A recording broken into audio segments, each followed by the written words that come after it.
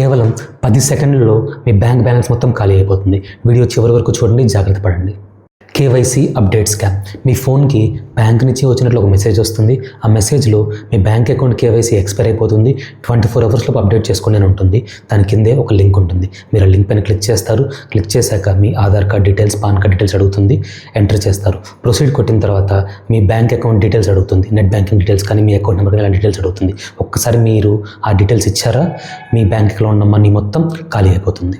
ఇది కొత్తగా స్కామర్స్ చేస్తున్న కొత్త స్కామ్. ప్లీజ్ జాగ్రత్తగా ఉండండి. దీని నుంచి ఎలా బయటపడాలి?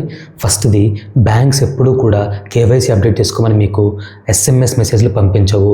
కొన్నిసార్లు ఈమెయిల్స్ పంపిస్తారేమో కానీ SMS మెసేజ్లు అయితే పంపించవు. సెకండ్ది, మీకు తెలియని లింక్స్ని దేన్ని కూడా ప్లీజ్ ఓపెన్ చేయొద్దు.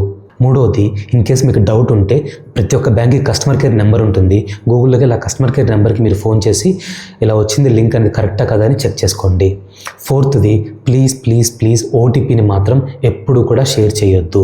ఈ మధ్య చాలామంది తెలియక ఈ స్కామ్కి గురవుతున్నారండి. మీ ఫ్రెండ్స్ అండ్ ఫ్యామిలీకి షేర్ చేయండి. మరిన్ని యూస్ఫుల్ అప్డేట్స్ కోసం మన ఛానల్కి సబ్స్క్రైబ్ చేయండి.